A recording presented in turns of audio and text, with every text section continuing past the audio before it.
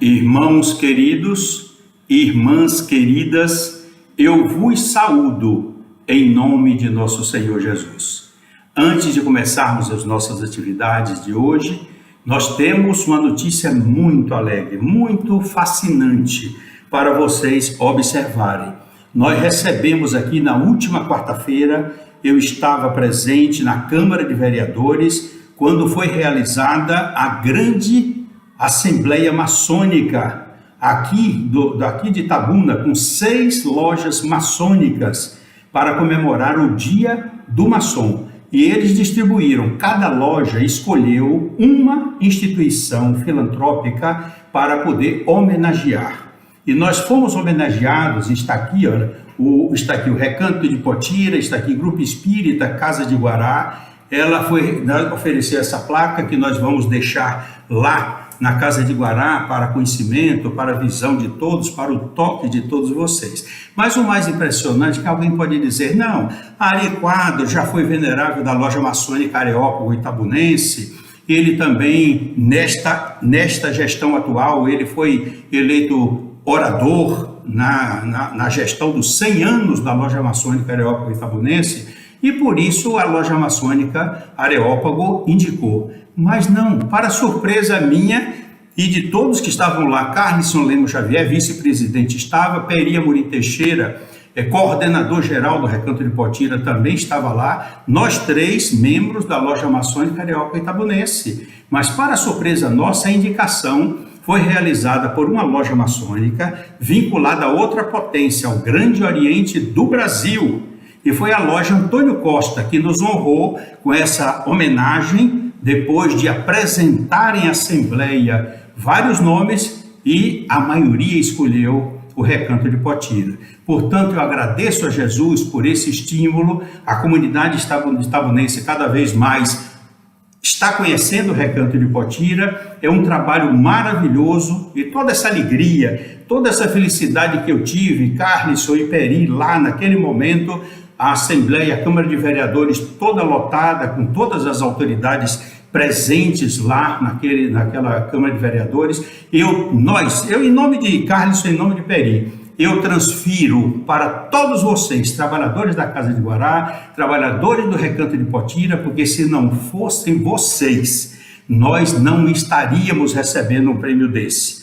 Todo galardão, todo mérito pertence a vocês, principalmente a equipe que trabalha no Recanto de Potira e também na manjedoura Dr. Bezerra de Menezes, que é quem promove, fabrica todos os enxovais, preparam as roupas lavadas, higienizadas, ensacadas para cada membro da família. Então, realmente foi um momento muito dignificante na minha vida como membro do Grupo Espírita Casa de Guará. E Carlisson também, que estava emocionado, e Peri também, que é o coordenador geral do Recanto de Potira. Aí vocês perguntarão, mas por que vocês foram só 3? Porque havia no convite uma limitação em respeito à vigilância sanitária em face da pandemia perversa que está assolando ainda o nosso Brasil. Mas fica aí o presente que eu transfiro para todos vocês, pedindo a Jesus que continue nos abençoando através do irmão Batuíra, nosso mentor espiritual da Casa de Guará, e abençoando também a nossa irmã Luísa de Marilac, que é a patronesse do Recanto de Potira. Vamos então ao nosso trabalho desta manhã. O título da palestra, como vocês viram na internet, ou viram na programação que Jamile fez, é Escândalos, na página 63 do livro Jesus, o Evangelho à Luz da Psicologia Profunda. Nesse livro, que ela comenta o capítulo do Evangelho segundo o Espiritismo, ela sugere 2 itens, 11 e 12. Mas nós já estamos fazendo um trabalho em todo o capítulo para que vocês acompanhem, absorvam mais. Afinal de contas, já estamos repetindo a mensagem que já foi realizada no ano passado. Fizemos aquela passagem, aquela troca. Patrick, Carmélia e eu trabalhamos no Evangelho. E esse ano foi que dividimos. Eu estou com o Evangelho, Patrick com a parte da mediunidade e Carmélia com a parte da filosofia espírita, trabalhando com os livros da série psicológica de Joana de Ângeles. Então, no Evangelho segundo o Espiritismo, no capítulo 8, itens 11 e 12, que a veneranda benfeitora indica no capítulo dela. Nós vamos trabalhar com todo o capítulo, inclusive inserindo coisas que não dissemos em outras palestras, nem eu, nem Patrick, nem Carmélia. O título do capítulo é Bem-aventurados os que têm puro o coração. Aí é que está. Então vamos começar esse nosso trabalho mostrando que no Evangelho segundo o Espiritismo, no capítulo 8, item 1, que a veneranda sugeriu outro item, outros dois itens, não foi esse. Ele tem um título, esse item 1, muito interessante: Simplicidade e pureza de coração. E vem o título, que é, o item 1, é o do capítulo 5, versículo 8 do Evangelho de Mateus.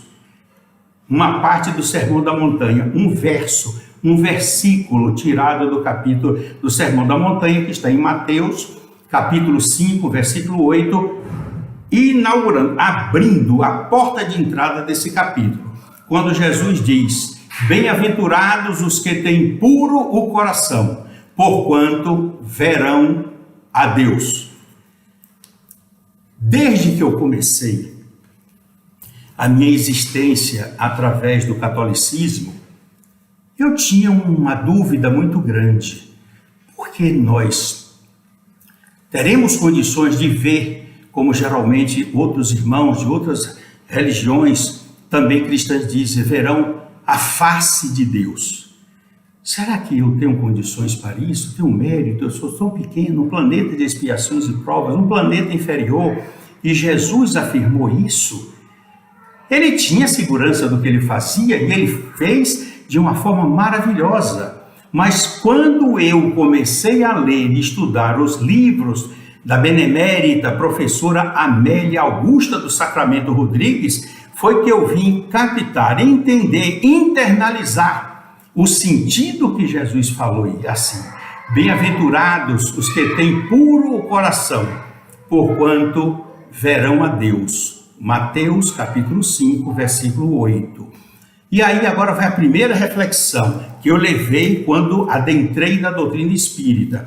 O Livro dos Espíritos, na pergunta 244, Allan Kardec pergunta aos espíritos superiores a serviço, amando, sob a orientação de Jesus: os espíritos veem a Deus? E aí a resposta está entre aspas, portanto foi os espíritos, o colegiado, que respondeu: só os espíritos superiores o veem e compreendem. Os inferiores, como nós, o sentem e o adivinham. Vou repetir: só os espíritos superiores veem Deus e o compreendem. Os espíritos inferiores, como nós, sentem Deus e adivinham Deus. Aí veio o meu questionamento: mas como é que pode? Jesus falou, bem-aventurados, porque verão a Deus os puros de coração. E como é que isso acontece? Aí é que nós vamos buscar a ajuda da professora Amélia Augusta do Sacramento Rodrigues, no livro Primícias do Reino, na página 53, quando ela diz: limpar o coração, nascente dos sentimentos, para ver a Deus. Ponto. Olha que frase impactante. Limpar o coração para ter pureza, nascente dos sentimentos, para ver a Deus. Ponto. Transcendência inatingível, ou seja, não pode ser atingida. Humanizar Deus para o órgão da vista registrar seria espizinhar a aspiração de perfeita identidade com Ele, Deus, quando imanente, quer dizer, permanente, presente em todo lugar, invisível em toda parte. Aí eu passei para refletir. Mas será que Jesus se equivocou? Não, é impossível. Ele falou, e falou bem claro: os puros de coração veriam a Deus. Mas aí você diz: não, mas Allan Kardec confirmou isso, os puros. Mas quando ele fez o Sermão das Montanhas e identificou as bem-aventuranças, ele colocou em nosso nível de que estamos evoluindo. Não foi para esperar até quando chegássemos espíritos perfeitos. Por isso que ela continua na página 53. Causa incausada, quer dizer, Deus, a causa que não teve causa, não se pode condensá-la no raio luminoso que produz a imagem ilusória que os átomos apresentam. Mas, aí é que vem a resposta, linda, linda, linda, e eu me senti realmente maravilhado, completo, porque Jesus estava certo. Mas amar a relva, o capim, amar o homem, amar o céu, amar o animal, amar o inseto, amar a vida em todas as manifestações, integrar-se na essência da substância divina de Deus, coração aberto ao amor, com pureza em tudo. Que lindo isso! Aí eu consegui adquirir a certeza de que Jesus estava certo, que nós devemos amar a relva, o capim, o homem, o céu, o animal, o inseto, a vida em todas as manifestações, para nos integrarmos à essência da substância divina.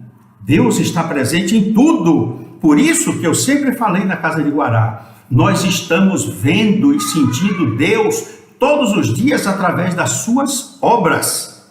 Aí é que está a beleza, por isso que eu quis trazer esse assunto novamente. Mas acontece que não é só isso. A nossa querida irmã Joana de Ângeles, a benfeitora, no livro Leis Morais da Vida, na parte da Lei da Adoração, capítulo Amar a Deus, ela nos diz aqui: ama, portanto, pelo seu caminho, quanto possas, ama plantas, animais, homens, e te descobrirás, por fim, superiormente adorando, vendo e amando a Deus. Coisa maravilhosa! Eu fico assim deslumbrado com a doutrina espírita, que através desses espíritos superiores vão colocando adendos esclarecedores que beneficiam a realidade, confirmando que efetivamente Jesus falou. Vamos agora então no Evangelho segundo o Espiritismo, capítulo 8, item 11, que a veneranda benfeitora ressaltou que foi o item que ela escolheu. Item 11, que está em Mateus, capítulo 18, versículos 6 a 11, que tem o título Escândalos. Se a vossa mão é motivo de escândalo, cortai-a. E aí Allan Kardec começa a falar. Se algum... ainda é Jesus, perdão. Ainda essa parte aqui é porque a letrinha está miúda, mas às vezes vocês já sabem o que eu falei, eu não gosto de usar o óculos, porque meu óculos não tem aquele antirreflexo e fica aparecendo as manchas do ring light em cada olho, e aqui eu não gosto não, eu prefiro fazer isso assim, como está aqui. Então, Jesus fala em Mateus capítulo 18, versículos de 6 a 11, se algum escandalizar um destes pequenos que creem em mim, melhor fora que lhe atassem ao pescoço uma dessas mós que um asno faz girar e que o lançassem no fundo do mar. Ai do mundo por causa de escândalos, pois é necessário que venham escândalos, mas ai do homem por quem o escândalo venha. Aí vocês perguntam, mas como é que Jesus falou? Ele falou na linguagem acessível, clara, pertinente ao entendimento e ao conhecimento daqueles que o ouviam. Vou repetir, se alguém escandalizar a um destes pequenos que acreditam em mim, melhor fora que lhe atassem ao pescoço uma dessas mós, M-O-S com acento, mós, que um asno faz girar e que o lançassem no fundo do mar. Eu trouxe para vocês aqui agora, olha aqui, a mós. Aqui são duas, aqui é um moinho antigo, eles colocavam aqui o trigo, colocavam o milho, principalmente o trigo, para conquistar a farinha de trigo e fazer o pão. Então, cada mó dessa aqui é uma mó, aqui é outra mó, tem mais ou menos 1 tonelada de peso, é pedra pura, trabalhada. O eixo aqui faz com que essas pedras fiquem rodando e moendo o milho, moendo o trigo que está aqui. E o asno, é um jegue, andava puxando aqui, botava uma corda aqui, coitadinho, e o jegue ficava ali quase o dia todo rodando, eu não sei como não ficava tonto. Por isso que ele diz, se algum escandalizar a um destes pequenos que crê em mim, melhor fora que ele atassem, uma pedra dessa, uma mó dessa de mais de 1 tonelada no pescoço e lançasse essa pessoa no fundo do mar com essa moça pendurada aqui. Não tinha nenhuma condição de ele sobreviver. Isso são mais de 1 tonelada, dependendo do tamanho. Eu escolhi aqui porque é um moinho antigo. O jegue ficava, o asno ficava rodando, e a pedra ia moendo aqui o trigo. Vocês estão vendo? Jesus utilizava a linguagem de conformidade com aqueles que o escutavam, respeitando ainda a ignorância em que eles se encontravam. A editora da Federação Espírita Brasileira, no capítulo 8, no item 11, aqui, colocou a seguinte nota de rodapé.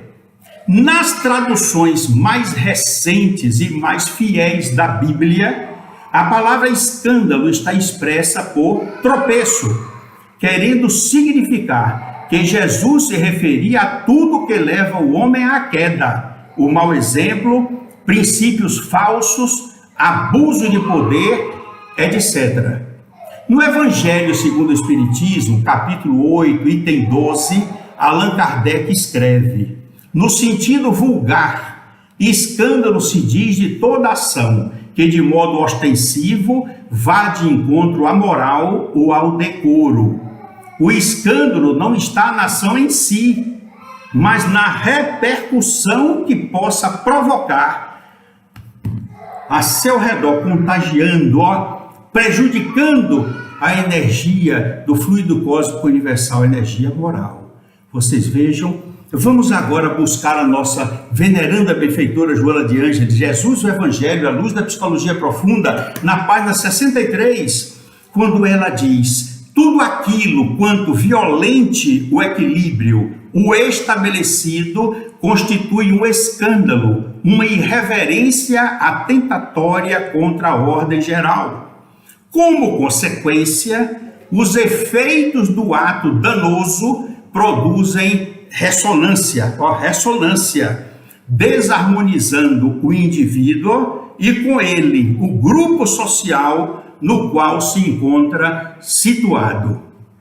Na página 64 ainda, ela nos diz: quando alguém se ergue para censurar e condenar sem autoridade moral para o fato, também produz escândalo por esconder as deficiências e vingar-se naquele em quem projeta a própria inferioridade que gostaria de eliminar. Mas é o lado sombra que está prejudicando as pessoas que fazem isso. Ainda na página 64, é maravilhoso esse capítulo. Nessa proposta, olha o que ela diz: encontra-se embutido também o dever que a todos cumpre, que é respeitar as decisões e ações do seu próximo, porquanto quem se levanta para impedir o processo de desenvolvimento de outra pessoa, seja qual motivo for, realiza um escândalo de agressão ao livre-arbítrio do outro, envolvendo-o na sua sombra de que não se consegue libertar. Vocês estão vendo que coisa maravilhosa.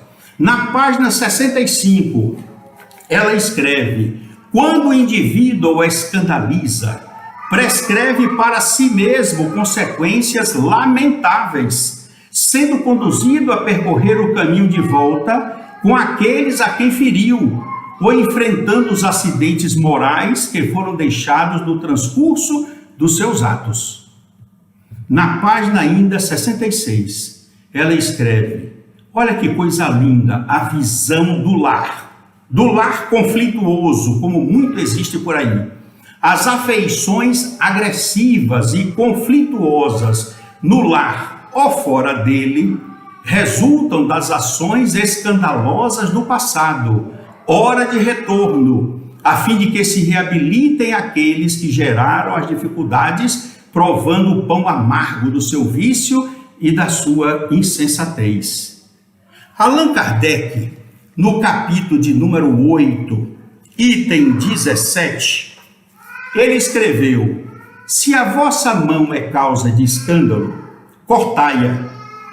Foi a frase que Jesus disse. Figura enérgica esta, que seria absurda se tomada ao pé da letra, e que apenas significa que cada um deve destruir em si toda causa de escândalo, isto é, toda causa de mal, toda causa que seja ruim, negativa, arrancar do coração todo sentimento impuro e toda tendência viciosa.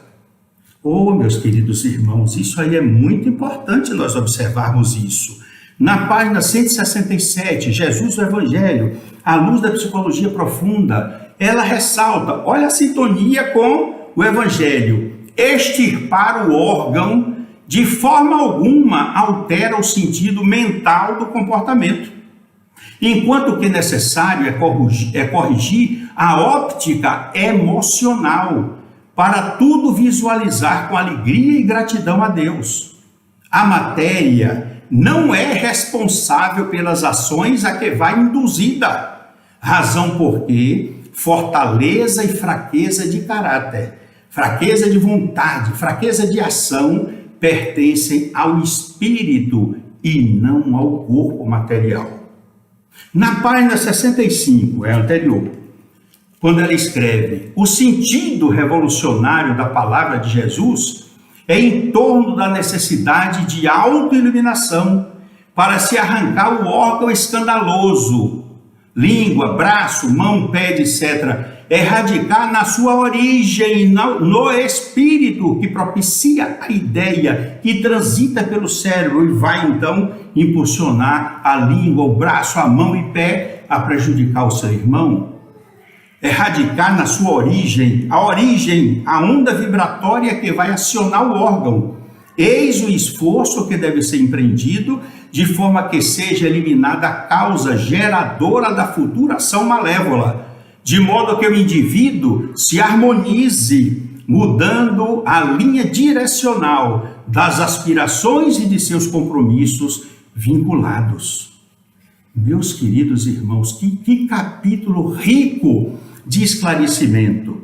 Aqui na página 66, a única maneira de construir-se o futuro ditoso de cada um é extirpar, arrancar dos sentimentos o egoísmo, esse grande responsável pelos males que se multiplicam em toda parte, substituindo o egoísmo pelo seu antagonista, que é o altruísmo, gerador de bênçãos e estimulante para o crescimento moral daquele que o cultiva. Que coisa linda! O egoísmo, já a veneranda benfeitora fala em outro dos seus livros, é uma chaga da humanidade. Corrói o perispírito, veja o que provoca. E nós vamos para aqueles, eu sei que os trabalhadores da Casa de Guará já viram isso, mas alguns irmãos novatos que nos acompanham, cada dia sempre se inscreve mais um para acompanhar, o mesmo que não se inscreva, mas tem que ter conhecimento. Por quê? O que é egoísmo? Egoísmo é o interesse que o ego tem por si próprio, um amor exagerado aos próprios valores e interesses, a despeito dos outros. E o que é altruísmo? Altruísmo é o amor desinteressado ao próximo. Foi o filósofo Augusto Comte, em 1830, que criou essa palavra, que vem da palavra francesa autrui, que significa o outro. Viram como é bom a gente revisar essas coisas? Vamos agora voltar aí para a página 67, quando ela diz aqui: enquanto o ser humano não se liberta dos prejuízos morais a que se entrega, cabe o lamento do mestre: ai do mundo por causa dos escândalos, face aos infelizes efeitos que deles decorrem. Mas nós vamos agora encerrar a nossa mensagem com uma história que vocês gostam, de Malba-Tahan.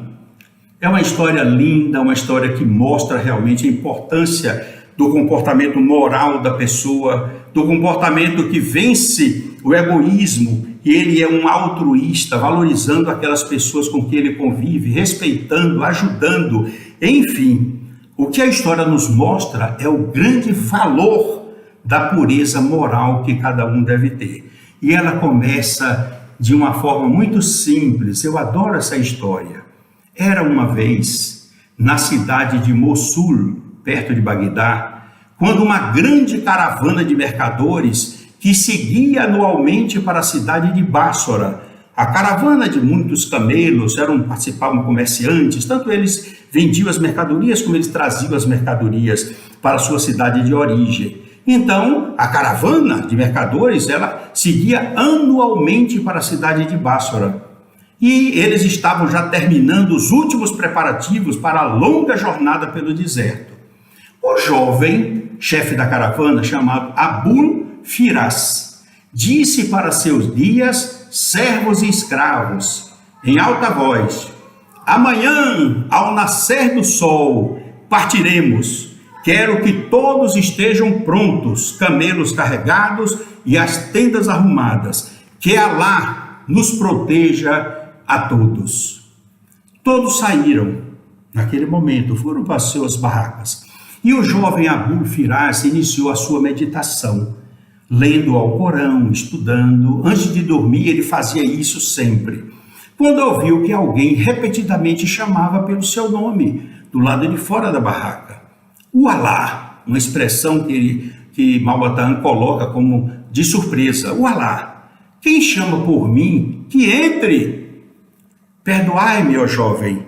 Olha, com todo respeito, ele falava baixando o maneio de cabeça, sinal respeitoso. E ele disse: o meu amo e senhor, o Sheikh El-Kayat, deseja falar-vos com a máxima urgência. Antes que o senhor parta, ele quer lhe dar uma incumbência muito grande e muito responsável. Abul Firas conhecia o Sheikh El-Kayat, o homem mais rico e generoso de Mossul. Imediatamente, Abul Firas estava em frente ao leito do Sheikh El-Kayat, que se encontrava gravemente enfermo às portas da morte. Então, aquele velhinho com a voz pausada pediu ao mercador que se sentasse e lhe disse: escute, meu filho, eu estou velho e sinto-me muito doente. Bem sei que poucos dias me restam de vida e eu não quero morrer sem antes ter enviado uma boa recompensa a 3 homens da cidade de Bássora. E Abul Firas, ele fez um maneio de cabeça e disse: escuto-vos e obedeço-vos, meu sheik. Juro pelo profeta Maomé e pelo Alcorão, o livro sagrado, que farei exatamente o que por vós for determinado. O que eu acho isso interessante é o respeito, aquela dedicação, a honra com que se fala. Então o rico sheik pigarreou, agradeceu comovido pela dedicação de Abul Firas e apontou 3 caixas de madeira. A primeira, disse o sheik, contém 1000 moedas de ouro, que será entregue ao joalheiro Walid Hamid. A segunda caixa contém 2000 moedas de ouro, que será entregue ao escriba Ali Mahomed. E a terceira encerra 5000 moedas de ouro, que será entregue ao judicioso ulema Hamed Abdallah. O ulema era uma espécie de juiz, conselheiro, Hamed Abdallah. Sheik dos sheiks, exclamou Abul Firas, perdoai minha curiosidade. Que fizeram esses 3 homens para receberem tão grandes recompensas? Aí o sheik calmamente deu um sorrisozinho suave e disse: o primeiro, a quem mando 1000 moedas de ouro, arriscou certa vez a sua vida para salvar todos os meus haveres, todos os meus bens. A ele eu devo a minha riqueza de hoje. Por Alá, contraveio Abul Firas, creio que esse deveria receber a maior recompensa. Por que os outros dois receberam quantia muito maior? O motivo é simples, explicou o ancião. Se na verdade o primeiro livrou-me da miséria, o segundo, a quem mando 2.000 moedas de ouro, salvou minha vida, livrando-me da morte. E bem sabes, ó jovem, que acima das maiores riquezas da terra devemos colocar a nossa vida. Sheik generoso, disse Abu Firas, se pela vontade de Alá, o escriba Ali Mahomed vos livrou das garras da morte, por que a ele não lhe dá o maior valor? Penso que não há bem mais valioso do mundo do que a vida. E aí, a razão é simples. O generoso Hamed Abdallah conseguiu desfazer uma grande intriga que contra mim preparavam homens perversos e invejosos. Não fora o valioso auxílio desse grande amigo e eu seria acusado injustamente de ir preso como ladrão. Ao sábio Hamed Abdallah eu devo o meu nome puro e a minha honra de que hoje eu tenho. Bem sabes, ó jovem, que acima das riquezas, acima da própria vida, deve o homem colocar bem alto a sua honra, porque esta vai ser a sua identificação quando ele morrer, que vai se deparar com Alá, mostrar quem ele é o que ele vai levar, é a sua honra, a sua dignidade, que vai fazer com que ele se destaque diante de Deus, de Alá. Olha que vocês vejam que coisa interessante, como essa história já realmente me fez muitas vezes refletir nesse assunto. Ele deu realmente três pessoas, 1.000 moedas, 2 moedas e o outro 5 moedas de ouro. Um salvou o patrimônio dele, que senão ele tinha ficado pobre na miséria. O outro salvou a vida. E o rapazinho, o Abu Firas, estava pensando, o que o outro fez para receber tanto?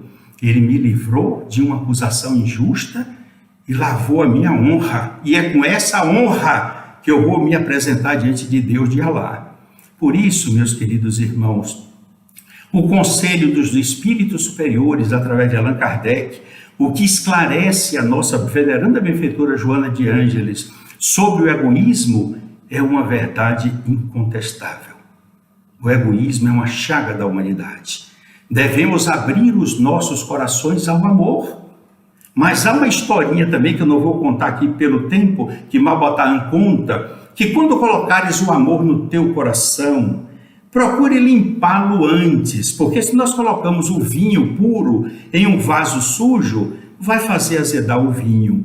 Então vamos limpar o nosso coração para que o amor de Jesus penetre e nós sintamos esse amor em todas as nossas entranhas e nós abramos o nosso pensamento para a vida, agradecendo todos os dias, como aquele sheik generoso agradeceu pela vida que foi salva, agradeceu pelo pão que nos favorece a nossa alimentação de cada dia e agradecer acima de tudo pela nossa honra, porque a doutrina espírita que traduz o pensamento de Jesus no Evangelho segundo o Espiritismo, é o Evangelho do Cristo, a essência é o amor, para ajudar a humanidade a progredir. E é esse amor que nós devemos trazer para dentro de nós, fazê-lo germinar com os nossos sentimentos no coração e projetá-lo através do nosso olhar, das nossas palavras, dos nossos abraços, dos nossos adeuses, dos nossos sentimentos de bondade, de ternura e misericórdia. Porque existem, como diz Khalil Gibran, milhões de palavras que nós dizemos na singeleza de um olhar de amor.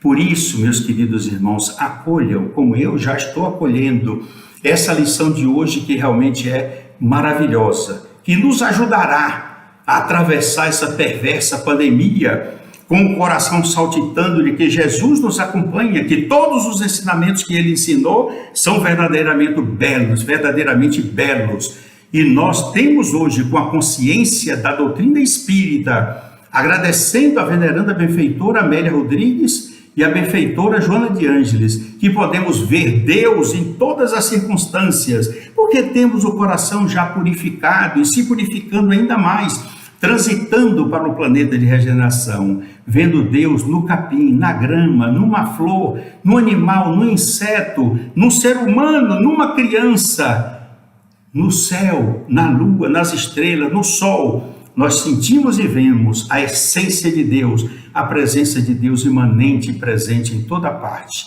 Que esse Deus de amor, que esse Deus de misericórdia, que esse Deus de luz nos envolva sempre e permita que o seu Filho amado Jesus nos abençoe, tome as nossas mãos e nos leve carinhosamente, ajudando-nos a chegar ao teu reino de amor, de paz e de harmonia.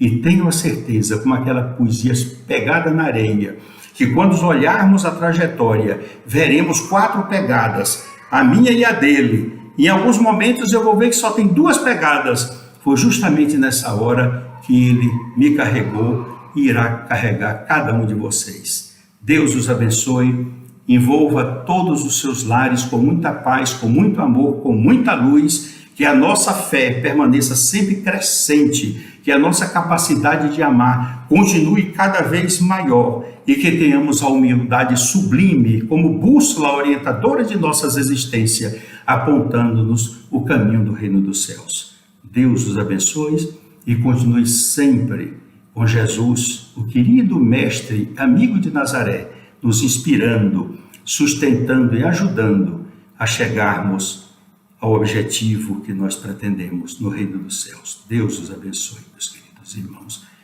Muita paz e muita luz. Que assim seja.